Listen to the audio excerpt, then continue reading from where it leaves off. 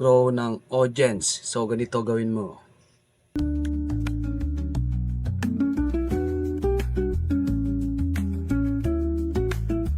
So what's up guys? Good afternoon sa inyong lahat.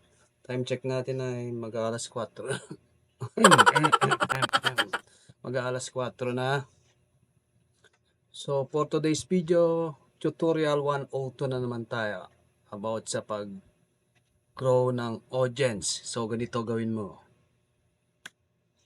So ito guys, tuwan-tuwa lang ako dahil may ginawa tayong mga konting tricks lang sa ating So napansin ko, pag ginawa mo pala yung ganitong bagay, mabilis lumaki yung audience. Ang ibig ko sabihin, lahat from 18 above may nakakapanood. So yung mga target mo na malalaking bansa, halimbawa ng Amerika, Africa, yan, yung Canada, yan, dapat ganito ang gawin mo. You know? So ito na nga guys, no? Tulad na sinasabi ko kanina, yung ginawa ko ay kumuha ako ng clips sa ginawa kong video. Ito, proven talaga to. Inupload ko pa lang siya noong June 29. So ito yung maikling clips, mga 6 seconds lang yata, 5 seconds to. So ang ginawa ko, na-upload ko siya. So naging 34,000 views. Sa shorts to mga guys, shorts sa pinag-uusapan natin. Tapos nung June 28, nag-upload ulit ako ng shorts, naka 1.4 views. Tapos kanina lang, July 1, nag-upload ulit ako ng isang short video, naka 1.4 views na. So ganun ka bilis pagka shorts lang pinag-uusapan. So ganito na yung tricks guys. Kung gusto nyong dumami ang audience nyo, tulad ng sinasabi ko nila, Amerika, Africa, malalaking bansa yan. Ang hirap pumasok yan, United Kingdom, yun, nakalimutan ko sabihin nila. Ang hirap kumuha ng audience talaga yan. So yung pinaka-clips nyo ng video, piliin nyo mismo yung maganda na clips. Short nyo lang, kahit 15 seconds, 10 seconds, depende sa inyo. Nasa inyo na yan. Piliin nyo yung pinakamaganda. Tapos i-upload nyo sa shorts. Ganun yung ginawa ko. So, nung nag-upload ako ng shorts na 3, actually 4 na pala to. Ka 2.49 yung isa. Nag-upload ako ng shorts na ito, lumago yung audience. As na meet ko yung mga bansang malalaki na gusto kong magkaroon ng audience na nanonood sa aking video. So nung tinignan ko kanina, lang, pupunta tayo ng analytics ayan yung audience natin. So ito yung audience natin.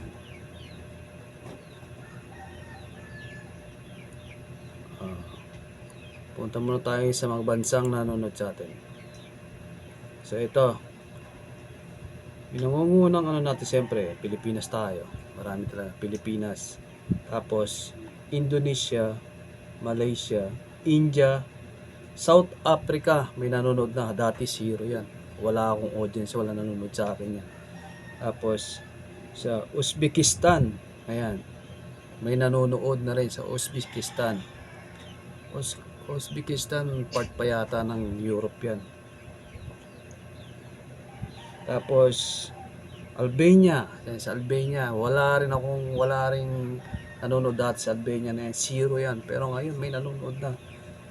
Ito sa United Kingdom, diba? Malalaking bansa yan. Yung mga target, yung mga bansa na may nanonood na rin. Tapos dito sa South Korea, South Korea may nanonood. Dati wala dito sa audience namin. Tapos sinasabi ko sa inyo, United States of America. Ito na, meron nang nanonood sa atin dahil sa ginawa kong shorts at tatlo. Yung isa na 34 point something yan, sobrang laki. Ayun nga guys, no, dahil sinasabi ko ito sa mga katulad kong small YouTuber na gawin nyo rin kung gusto nyong makakuha ng mga audience sa ibang bansa. Kasi sa shorts, yan, mas maganda dyan. Pag nakita ng maganda yung shorts mo, medyo kwela, nakakatawa, yun, may manonood yun. Yung sa pamamagitan nun, ng shorts na yon, doon mo geographic ng mga views, subscriber mo, audience mo, age audience mo. Ito makita natin sa view age. Click natin view age. Ayan. Ito yung sinasabi ko sa inyo. Yung 18 pataas. Tamo may 65 years old na nanonood. Dati wala yang 18 to 24, walang nanonood. Nanonood lang dati sa video ko from 35 to 54 years old lang. Ngayon, hanggang 65 years old plus. Ibig sabihin, may mas mataas pa palang nanonood doon sa video natin. Diba? So, ganun na yung mga tricks. Yung sinasabi nilang mga settings. Nandun na tayo settings. Kailangan mo settings, ganito, bla bla bla, di ba? Kailangan natin. Pero sa mga ibang YouTuber. Pero sa pamamagitan nito guys, yung shorts video, subukan nyo. Ang gagawin nyo lang talaga, kunin nyo lang yung clips nyo, potolin nyo lang, i-edit nyo. I-edit yung pinakamagandang clips nyo. Tapos upload nyo sa shorts o sa reels nyo. Yun, sigurado, proven and tested. Dahil ginawa ko. Tama yung audience ko. Sobrang laki. At dito pala sa balikan natin. Dito rin sa ito tayong analytics. At dito rin kung makikita nyo sa overview, tumaas siya ng 2.5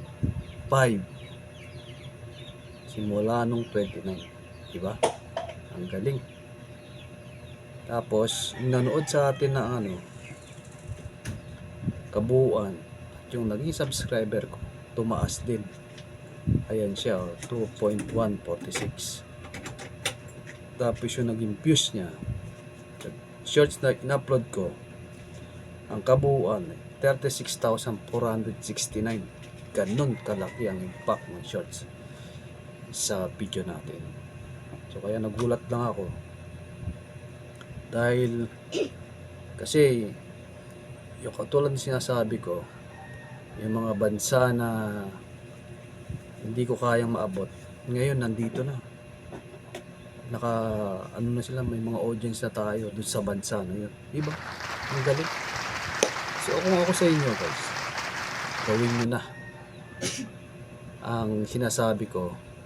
Pero depende sa inyo kung susundin nyo o hindi nyo. Kung hindi nyo masusundin, wala naman tayong magagawa dyan. Excuse me po. So yun guys, ang akin lang ko lang, ibinahagi ko lang yung experience ko sa pag-YouTube.